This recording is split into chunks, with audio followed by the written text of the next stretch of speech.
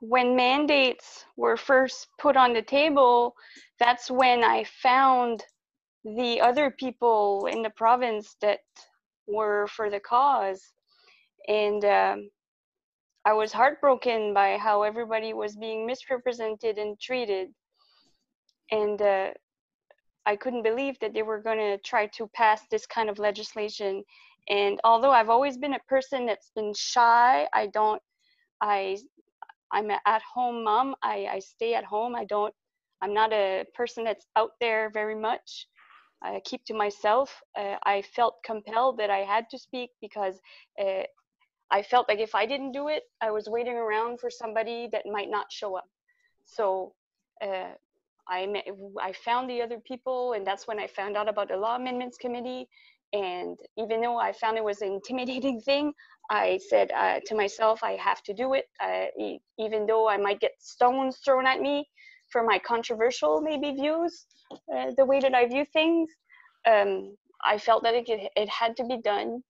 Um, when I tried to write my piece, I tried to make it bulletproof so that if the legislators would be disrespectful in the way that I found that they treated some of the doctors that were there, I didn't want that tone thrown at me. So I tried to make my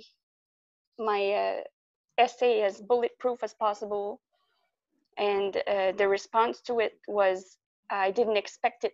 When I got home, I was flooded with messages from across the country, and even in the US, people reaching out. And that's how I saw it. We were so much bigger than what we thought.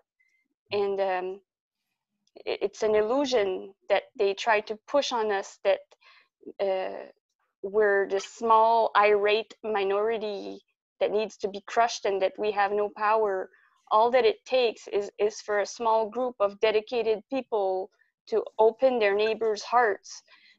Here in New Brunswick, I find one of the aspects that really helped us is that we managed to get a lot of people who are on the pro-vax side to speak on our behalf for freedoms. Wow. We tried to bridge that gap. Like, that was one of my goals that I worked on a lot in community groups, community news groups, talking to people. And I noticed that there was a lot of people who are not quote unquote anti-vaxxers who didn't want mandates. And then these people, they started to talk to their MLAs. And I find that was a huge role in our victory, that it wasn't just about us anymore. Mm-hmm. Yeah. Your talk that you gave to the Law Amendments Committee was a very powerful message, and I remember you used the language of slavery, and I think it shocked people, but it was it woke people up. Could you talk a little bit about that message that you delivered? Yes.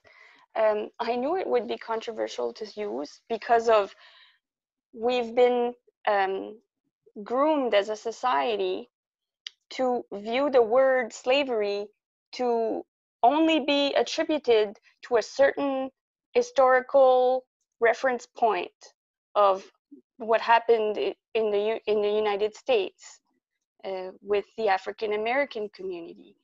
And although I do not try to compare us with them when I say that at all, that's it.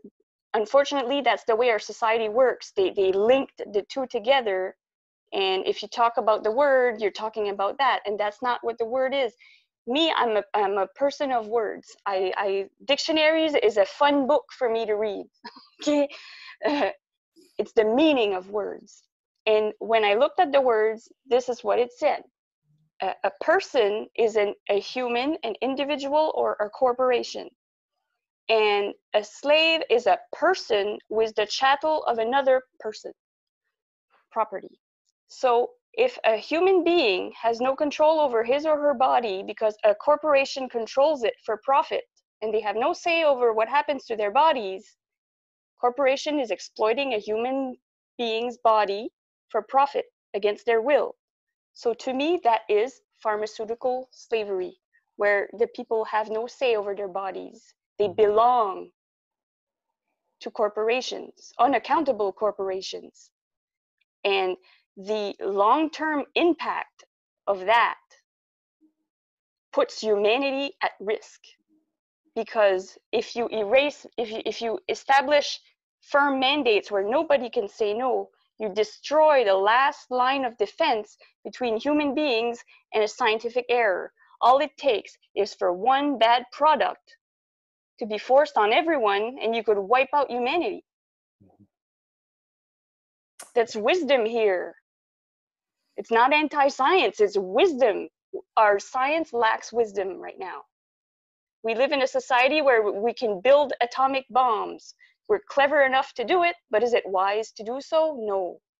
Wisdom is lacking, and that's what we need. People, when they look at the long-term effects of things, that's what gets them to think like, oh, it's not just, oh, they don't care about their children. Yeah, we do care about our children, and we care about humanity. This is so much bigger than just not wanting to get your shot. I'm sorry to interrupt, Ted. It's Rocco here. Hi, Rocco. Diane, it's really telling in your discussion about slavery.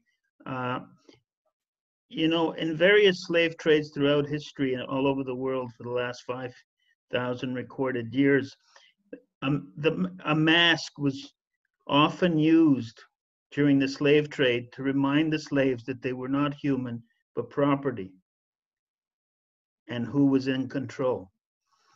And I see the same dynamic being forced upon us with these mandatory mask orders coming down now in Ontario. It's a very powerful symbol to mask somebody and completely remove their identity as a human being.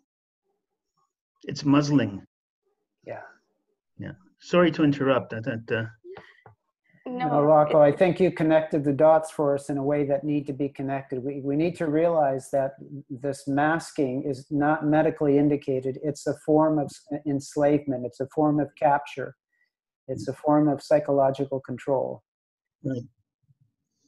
And it's disconcerting to me to see so many people willingly embrace or participate in their own enslavement.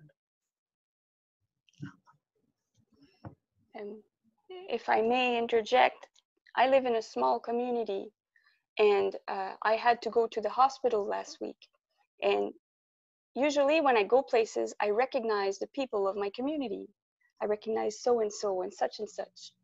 And with the masks, I haven't gone out much since this insanity happened. And when I got there, I did not recognize anyone. I couldn't tell how they were feeling. It felt like a wall in between me and my community, like isolated. It was the most strangest experience for me.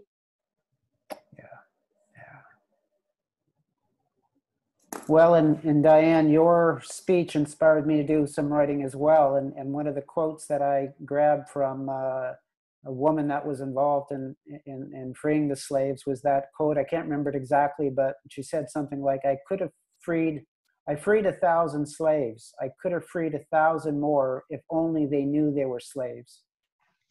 And I think that's what we're up against here, is that so many people don't recognize the enslavement that's happening. Harriet Tubman, thank you for whoever just shared the name. So I just want to applaud all of the mums and dads and the awake citizens of New Brunswick who really raised this to a higher level of consciousness. And to me, you did the rest of Canada a service by the work that you've done. And I like to think that a number of people were educated through this process.